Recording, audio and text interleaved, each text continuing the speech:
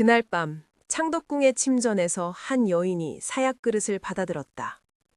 7살 어린 아들은 그녀가 어디로 갔는지도 모른 채 잠들어 있었다. 27 젊은 나이에 세상을 떠난 그녀의 이름은 윤씨. 훗날 그 아들이 조선 역사상 가장 잔혹한 복수국을 펼치리라는 것을 그 누구도 예상하지 못했다. 역사 속에서 권력의 칼날은 늘 예측할 수 없는 곳을 향했다. 하지만 그 칼날이 자신의 어머니를 죽인 자들을 향할 때 그것은 더 이상 정의가 아닌 광기가 되었다. 조선 최악의 폭군으로 기록된 연산군. 그는 왜 그토록 잔혹해져야만 했을까? 이제 그 피로 물든 비극의 전말을 낱낱이 밝힌다. 1476년 음력 11월 23일 창덕궁에서 한 아이가 태어났다. 성종의 장자였던 그는 태어나자마자 세자로 책봉될 운명을 타고났다. 그러나 그의 운명에는 이미 어두운 그림자가 드리워져 있었다. 그의 어머니 윤 씨는 당시 성종의 두 번째 왕비로 성종의 총애를 한 몸에 받던 여인이었다. 윤 씨는 미모가 뛰어났으나 질투심 또한 대단했다.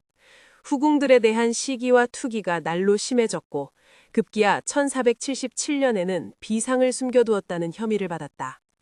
왕과 후궁들을 독살하려 했다는 것이다. 이 사건으로 윤 씨는 빈으로 강등될 뻔했으나 간신히 위기를 모면했다. 그러나 1479년 결정적인 사건이 터졌다. 성종의 얼굴에 손톱 자국을 낸 것이다. 용안의 상처를 입힌 죄는 결코 용서받을 수 없는 것이었다. 성종과 그의 모후 인수대비는 격노했고 대신들의 반대에도 불구하고 윤 씨를 폐위시켰다. 윤 씨는 서인으로 강등되어 친정으로 쫓겨났다. 그때 어린 세자 융의 나이는 겨우 4살이었다. 폐위된 윤 씨는 3년 후인 1482년 더 참혹한 운명을 맞이한다. 성종은 패비에게 사약을 내리도록 명했다. 표면적인 이유는 패출된 후에도 뉘우침이 없고 세자가 자라면서 생모 문제가 다시 공론화될 것을 우려했기 때문이다. 그러나 그 결정이 훗날 얼마나 거대한 피바람을 불러올지 아무도 예상하지 못했다. 7살 어린 세자는 어머니가 사약을 받고 죽었다는 사실을 전혀 알지 못했다. 성종은 엄명을 내렸다. 패비 윤 씨에 관한 어떤 일도 세자에게 비밀에 붙이라고. 그렇게 세자는 자신의 생모가 누구인지도 모른 채 어디서 왔는지도 모른 채 성장했다. 궁중의 모든 이들이 철저하게 입을 다물었다. 그 침묵 속에서 세자는 자라났고 1494년 성종이 승하하자 20살의 나이로 왕위에 올랐다. 즉위 초기의 연산군은 폭군의 모습과는 거리가 멀었다. 오히려 정사에 열심이었고 신하들과의 관계도 원만했다. 재위 초반 6년간은 비교적 안정적인 통치가 이루어졌다. 그러나 어머니에 대한 의문은 늘 그의 마음 한구석에 자리하고 있었다. 전환점이 된 것은 1504년이었다. 연산군은 드디어 자신의 생모에 대한 진실을 알게 되었다. 정확히 어떤 경위로 알게 되었는지는 기록마다 다르지만 그가 받은 충격은 상상을 초월하는 것이었다. 어머니가 폐위되어 사약을 받고 죽었다는 사실, 그리고 그 과정에 수많은 대신들이 관여했다는 사실을 알게 된 것이다. 분노에 찬 연산군은 어머니의 원수를 갚기로 결심한다. 이것이 바로 역사에 기록된 갑자사화의 시작이었다. 연산군은 당시 패비 윤 씨의 폐위와 사사에 찬성했던 모든 대신들을 색출했다. 이미 죽은 자는 부관 참시했고 살아있는 자는 극형에 처했다.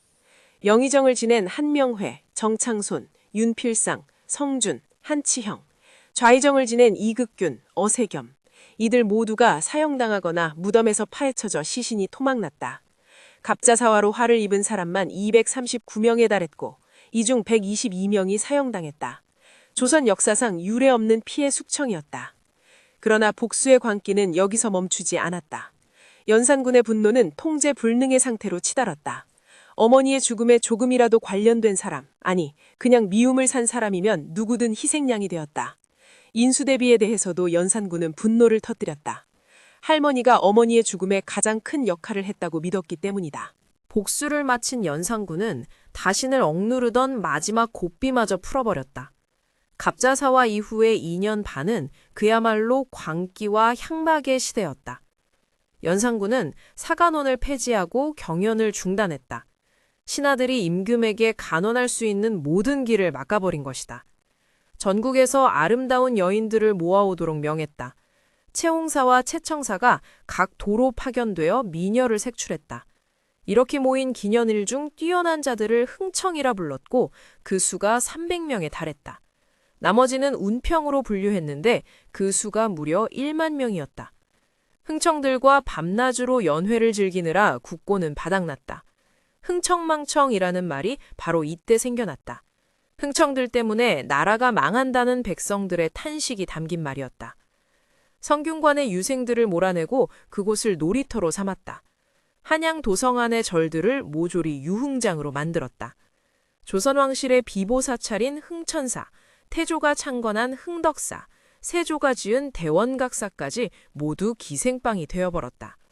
사냥을 위해 민가를 철거하고 금표를 도성에서 사방 백리까지 확대했다. 백성들은 삶의 터전에서 쫓겨났다. 누구도 왕에게 맞서지 못했다. 맞서는 자는 곧바로 처형당했기 때문이다. 1504년 7월 연산군의 폭정을 비판하는 한글 투서가 발견되었다. 연산군은 경노했다.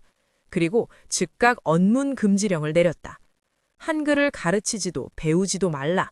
이미 배운 자는 쓰지 못하게 하라. 한글을 쓰는 자는 차명에 처하고 알고도 고발하지 않은 자는 곤장 100대에 처하라. 한글로 구결을 단 책들은 모두 불태워졌다. 세종대왕이 만든 훈민정음이 그의 5대 손에 의해 탄압받는 역설적인 상황이 벌어진 것이다. 훗날 발견된 훈민정음 해례본에 앞에 2장이 찢겨 있는 것은 바로 이 시기 연산군의 탄압을 피하기 위한 것이었다. 연산군 자신도 자신의 행위가 비정상적임을 알고 있었다. 반정이 일어날 것이라는 조짐도 일찍이 감지하고 있었다. 그러나 그는 아무런 대비도 하지 않았다. 신하들을 회유하려 하지도 방비를 강화하려 하지도 않았다. 마치 파멸을 기다리는 것처럼. 1506년 음력 9월 2일 새벽, 마침내 그날이 왔다. 성희안, 박원종, 유순정 등이 중심이 된 반정군이 궁궐로 진격했다. 연산군은 저항하지 않았다. 민간복으로 갈아입고 궁을 빠져나가 한성부 근처의 민가에 숨었지만 곧 박원종의 사병에게 체포되었다. 그렇게 12년의 재위가 끝났다. 성종의 배다른 둘째 아들 진성대군이 새 왕으로 추대되었으니 이가 바로 중종이다. 연산군은 왕의 지위를 박탈당하고 강화도로 유배되었다. 유배지에서의 연산군은 더 이상 폭군이 아니었다. 유배지의 별감과 상궁들이 그를 조롱해도 묵묵히 참았다. 권력을 잃은 자의 처지가 어떤 것인지 뼈저리게 느끼고 있었을 것이다. 그를 독살하려는 시도가 끊이지 않았지만 당시 강화부사가 그를 동정하여 보호해 주었다. 그러나 함께 유배된 그의 왕자들은 하나씩 사사되거나 처형되었다. 중종은 조카들을 살려두려 했지만 대신들의 요청을 거부할 수 없었다. 연산군은 폐세자 황이 사사되었다는 소식을 듣고 식음을 전폐했다. 강화도에서 교동도로 배소가 옮겨진 지 2달 후인 음력 11월 6일 연산군은 역지를 앓다가 세상을 떠났다. 햇볕 한 줄기 들지 않는 어둡고 싸늘한 오막살이에서 홀로 맞은 죽음이었다. 숨을 거두기 직전 그는 부인 신씨가 보고 싶다는 말과 미안하다는 말을 남겼다고 한다. 향년 31세였다. 민간에서는 독살설이 돌았다. 확인되지 않은 이야기지만 권력에 밀려난 패왕의 죽음이 자연사였을 것이라고 믿는 사람은 드물었다. 교동도는 고려시대부터 유배지로 유명한 곳이었다.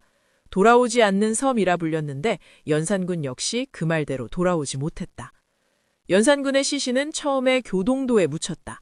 그러나 그의 아내였던 패비 실씨가 조정에 청원하여 1513년에 한양으로 이장되었다. 현재 서울 방학동에 있는 연산군 묘가 바로 그곳이다. 사관은 연산군에 대해 이렇게 기록했다. 성품이 포악하고 정치를 가혹하게 하였다. 예로부터 난폭한 임금이 많았으나 연산군만큼 심한 자는 아직 있지 않았다. 그는 조선 500년 역사에서 묘호도 시호도 받지 못한 두 왕 중 한 명으로 남았다. 임금이 아닌 군으로 불리는 것은 그가 폐위되었기 때문이다. 그러나 역사는 단순한 선악의 이분법으로 해석될 수 없다. 연산군의 광기 뒤에는 어린 시절 어머니를 잃은 상처가 있었다. 어머니가 누구인지도 모른 채 자라야 했던 고통, 그리고 진실을 알았을 때의 충격. 이것이 그를 폭군으로 만든 것은 아닐까. 물론 그렇다고 해서 그의 행위가 정당화될 수는 없다. 권력을 남용하고 수많은 사람을 죽음으로 내몬 것은 결코 용서받을 수 없는 일이다. 다만 역사는 우리에게 묻는다. 그가 만약 어머니의 죽음을 알지 못했다면 그래도 폭군이 되었을까? 교동도에는 아직도 연산군을 모신 사당이 남아있다. 그리고 강화도와 교동도의 주민들 사이에서는 연산군과 그의 부인을 무속의 신으로 섬기는 전통이 전해진다. 백성들의 삶을 짓밟은 폭군이 죽어서 신이 되었다는 것은 역사의 아이러니가 아닐 수 없다. 한 줄기 햇볕도 길지 않던 그 오막살이에서 그가 마지막으로 본 것은 무엇이었을까? 어쩌면 그가 그토록 그리워했던 어머니의 얼굴이었을지도 모른다. 사약 그릇을 받아들던 27살 젊은 어머니의 얼굴. 그 얼굴을 기억조차 하지 못했던 아들은 결국 그 기억을 찾으려다 모든 것을 잃었다. 권력은 복수심을 실현할 수단을 주었지만 그 복수는 결국 자기 자신을 파멸로 이끌었다. 연산군의 비극은 단순히 한 폭군의 몰락이 아니다. 그것은 상처받은 영혼이 치유받지 못했을 때 어떤 괴물이 될 수 있는지를 보여주는 경고다. 조선 역사상 가장 잔혹한 왕으로 기록된 연산군. 그의 삶은 권력의 허망함과 복수의 비극을 동시에 보여준다. 어두운 역사 속에서 우리가 배울 수 있는 것이 있다면 그것은 아마도 상처를 치유하는 방법은 복수가 아니라 용서와 이해라는 것일지도 모른다. 그렇게 500년이 흘렀다.